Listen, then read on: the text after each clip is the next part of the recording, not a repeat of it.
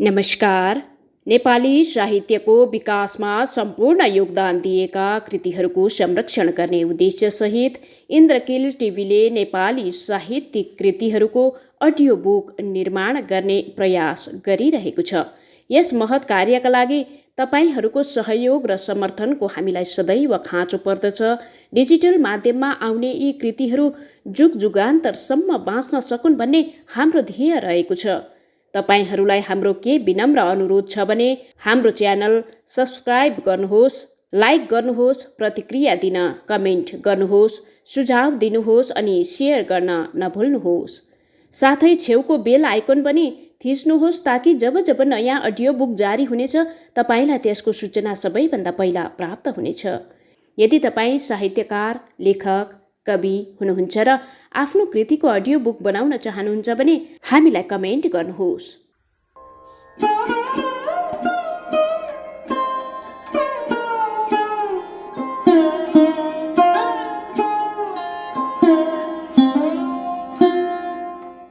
इन्द्रकील टिभीद्वारा audio book जारी गर्ने क्रममा प्रस्तुत छ सिक्किमकी प्रतिष्ठित साहित्यकार पुष्प शर्माको स्थानीय लोककथा सङ्ग्रह गोल सिम्मलको पहिलो भाग।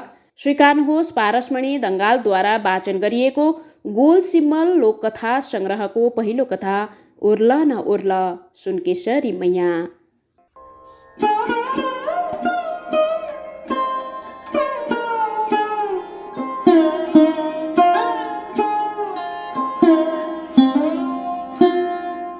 ओर्ल न ओर्ल सुनकेशरी मैया।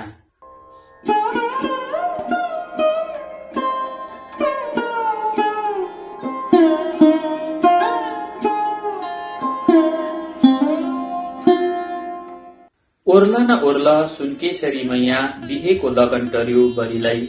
एकादेशमा एकजना राजाका 3 भाइ छोरा र 1 बहिनी छोरी थिए। छोरी अत्यन्त सुन्दरी थिइन्। उनको सुनको बडो अनौठो केश राशि थियो, त्यसैले उनलाई सुनकेशरी रानी भनेर बोलाइन्थ्यो। त्यस्तो बहुमूल्य केश भएकी सुनकेशरी रानीका कतिवटा केशका केसरा छन् सधैँ हिसाब गरेर त्यसको गणनाको लागत राखिएको हुन्थ्यो। एक दिन सुनकेशरी आफ्ना सखीहरूसँग खोलामा नुहाउन गएकी थिइन्। नुहाउँदै गर्दा उनको एउटा केसरा कता हरायो कता। सबै सखीहरू मिलेर खोज्दा पनि सुनको केसरा फेला पार्न सकेनन्। कतै फेला पार्न नसकेपछि सुनकेशरी साह्रै चिन्तित भइन्। उनले डराउँदै डराउँदै आमालाई केश हराएको कुरो सुनाइन्। उनकी आमाले पनि सुनको केश राशि खोज्न धेरैजना मान्छे पठाइन्, तर केश कतै पनि फेला परेन। त्यसपछि उनकी आमाले सुनकेशरीलाई सम्झाइन्, हेर छोरी, केश नहराउनु पर्थ्यो तर तिमीले केश हराइहाल्यौ। अब त्यसको सजाय त तिमीले भोग्नै पर्छ। अब त्यो हराएको केश भेटाएर ल्याउनेसँग तिम्रो बिहे गर्नुपर्छ। महाराजलाई भनेर झ्याली पिटाउनु पर्ला हुँदैन। निकै आत्तिएकी र डराएकी सुनकेशरीले आमाको प्रस्तावको मौन सहमति दिइन्। त्यसपछि ढोल र झ्याली पिटाइयो। जसले सुनकेशरी रानीको हराएको केश लिएर आउला, सुनकेशरीसँग बिहे गरौला। सबै सुनको केश खोज्न खोलातिर गए तर केश फेला परेन। संयोगवश अन्त्यमा सुनकेशरीकै महिला दाजुले हराएको सुनको केश फेला पारे। लामो छलफलपछि उनको बिहे दाजुसँगै गरिनुपर्ने देखियो। राजसी घोषणा अनुसार साँच्चै सुनकेशरी रानीको बिहे उनकै दाजुसँग हुने तय भयो। दरबारमा बिहेको तरखर हुन थाल्यो। यस्तो निर्णयले उनी साह्रै चिन्तित भइन्। बिचरी सुनकेशरी दुःखले आकुल व्याकुल भइन्। यतिकैमा सुनकेशरीका अघि आएर एउटा कागले सुनकेशरीलाई उनी दुखी बन्नुको कारण सोध्यो। किन यसरी विरहले छटपटिरहेकी मैया? दुःख नमान मैया, यो कदमको बिउ ल्याऊ, यसलाई खोलाको किनारमा गएर माटोमा रोप। आफूसँग एउटा बलियो धागो र केही तिल र चामल अनि एउटा सानो खुर्मी पनि बोक। त्यसपछि दिनहुँ बड बड कदम सगरसम्म भन्ने गर। विरहले रोइरहेको बेला कागले दिएको सहयोग, सल्लाह र उपाय उनलाई सही लाग्यो। कागले निर्देश गरेको उपायलाई शिरोधार्य गरेर सुनकेशरीले खोलाको किनारमा गएर कदमको बिउ रोप्ने बित्तिकै त्यो उम्रियो। दिनहुँ सुनकेशरीले रुखको छेउमा गएर भन्न थालिन्, भन्दै गइन्, बड बड कदम सगरसम्म। साँच्चै केही दिनमा कदमको रुख बढेर विशाल भयो। त्यसपछि एक दिन उनी त्यही रुखमा चढ्दै चढ्दै टुप्पामा पुगेर बस्न थालिन्। उनी पुगिसकेपछि त झन कदमको रुखले सगर छुन कति बेर लाएन।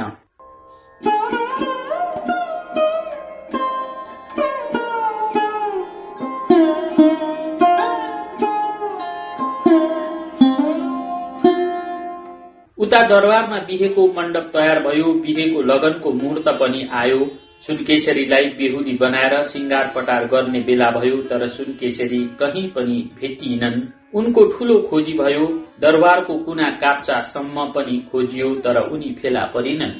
खोलाको डिलमा रहेको विशाल कदमको रुखको टुप्पोमा झल्याक झुलुक सुन जस्तो केही टल्केको देखेर सुनकेशरीको बाबुलाई शंका भयो। कसो कसो गर्दा उनले आफ्नी छोरी सुनकेशरीलाई रुखको टुप्पोमा लुकेर बसेको भेटाए।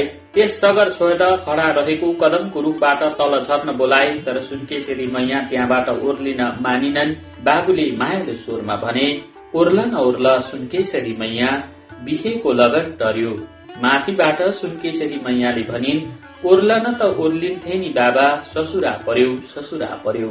त्यस्तो पीडादायी बिलौना सुनेर सुनकेशरी रानीका बाबुले आफैलाई धिक्कार छ म जस्तो बाबुलाई भनेर खोलामा हाम फाले।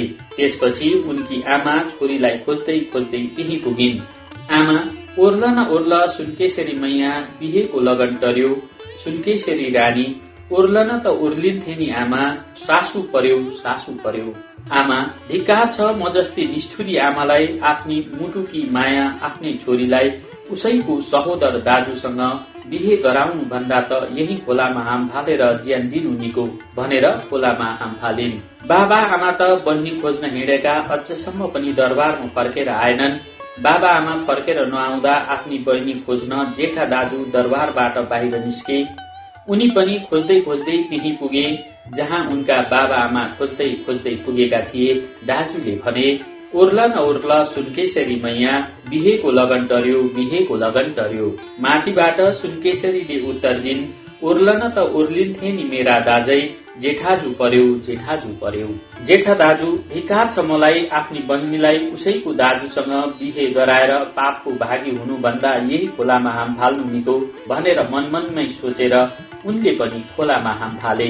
त्यसपछि उनको हराएको सुनको केस भेटाउने माइला दाजुले भने, सुनकेशरी, ओर्लन छौ कि रुख ढालौं? ओर्ल न त ओर्लन्थे नि दाजु, लोग्ने परेछौ। बहिनीको लोग्ने भएर बाँच्नु भन्दा त मर्नै निको, म जस्तो दाजुले बाँच्ने कुनै अधिकार छैन भनेर माइला दाजुले पनि खोलामा हाम फाले। अन्त्यमा सुनकेशरी मैयाको सानो भाइ कदमको रुखको फेदमा पुगेर भन्न थाल्यो, दिदी म पनि तिमीसँग आउँछु नि दिदी। सुनकेशरी मैया, भाइ तिमी यहाँ नआऊ, तिमीलाई भोक लाग्न सक्छ, तिर्खा लाग्छ, फर्कल तिमी। तर भाइ मानेन। त्यसपछि सुनकेशरीले आफूसँग भएको डोरी तल भाइ भए ठाउँमा खसालिदिन्। ऊ त्यस डोरीको सहारामा दिदी कहाँ पुग्यो। भोलिपल्ट भाइले भन्यो, दिदी भोक लाग्यो। सुनकेशरीले आफूसँग भएको तिल चामल भाइलाई दिइन् र भनिन्, भाइ यो तिल चामल भुइँमा नछरिकन जोगाएर खानु है। भाइले तिल चामल जोगाएर खान सकेन। उसका साना साना हातबाट तिल चामल छिरेर तल भुइँमा खसे। त्यहाँबाट त धेरै गाई भैँसीहरू उम्रिए जस्ता देखा परे। भाइले फेरि भन्यो, दिदी निन्द्रा लाग्यो। ऊ दिदीको काखमा निदायो।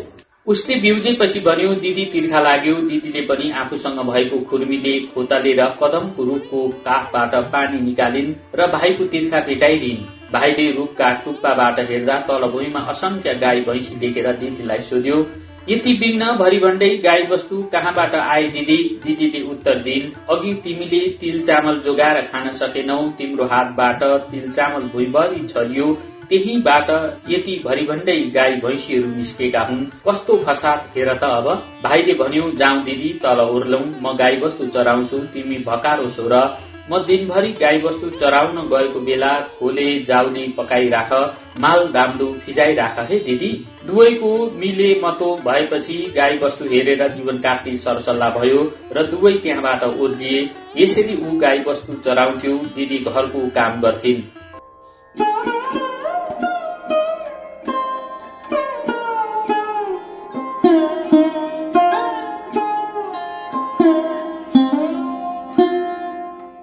सुनकेशरी रानी आफ्नो लोभलाग्दो सुन्दरता देखेर उनलाई जबरजस्ती अपहरण गर्नेहरूका त्रासले अनुहारमा कालो मोसो दलेर बस्ने गर्थिन्। एक दिन एउटा मायावी राक्षसले उनको रूप लावण्यको भेद चाल पाएर पछि लागेपछि उनी सतर्क बनेकी थिइन्। तर अर्को देशको राजकुमारले पनि भेष बदलेर अञ्जुलीबाट पानी दिने निवेदन गरेपछि अञ्जुलीको पानी सुनकेशरीको अनुहारपट्टि उल्टो फ्याँकेर उनको सुन्दर अनुहार हेर्ने रहर मेटाएको थियो। त्यस देशको राजकुमारले एक दिन सुनकेशरी रानीलाई आफ्नो देश लिएर गयो। गोठालो गरेर फर्केको भाइले घर आइपुगेर दिदीलाई बोलायो। घरमा दिदीलाई नदेख्दा ऊ चिच्यायो। घरमा खोले जाउलो पकाइराखेको देखेन, माल दाम्लो पनि फिजाएको देखेन, तर अनुहारमा दल्ने गरेको मोसो र कालो मैलो हडेलो पानी भुइँमा छताछुल्ल घोप्टेको देख्यो। ऊ करायो दिदी, तर दिदीले उत्तर दिएनन्। छिमेकी र घर गाउँलेहरूलाई सोध्यो, तर कसैले पनि देखेको कुरा गरेनन्। बिचारा ऊ एक्लै बसेर धुरु धुरु रुन थाल्यो। अब उसलाई ठूलै फसाद पर्यो, कसरी दिदीलाई भेटाउने। त्यतिकैमा उसले सधैँ चराउने गरेको कैदी गाई उसैकै छेउमा आएर उभियो। गाईले भन्यो, के भयो नानी, किन यसरी डाको छोडेर रोएको? उसले भन्यो, मेरी दिदी सुनकेशरी मैया हराइन्, कहीँ पनि भेटिएनन्, म त्यसै कारण रोएको। गाईले भन्यो, भैगो भैगो नरो, अब मेरो पिठ्यूमा चढ, मेरो पिठ्यूको रौँ गन, म तिमीलाई दिदी कहाँ पुर्याइदिन्छु। धेरै बेर लगाएर भाइले गाईको पिठ्यूको रौँ गनिसक्यो।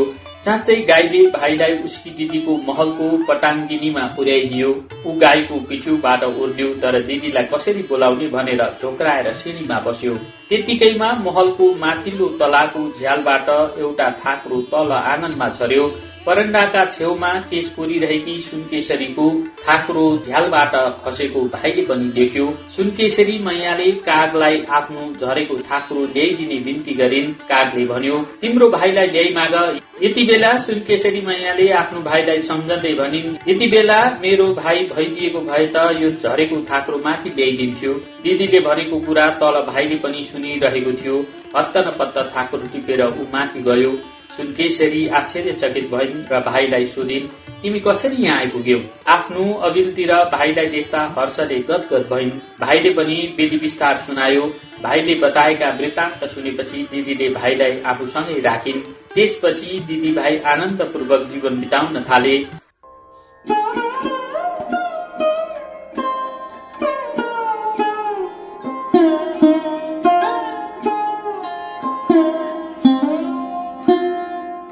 भन्नेलाई फूलको माला, सुन्नेलाई सुनको माला, यो कथा बैकुण्ठै जाला।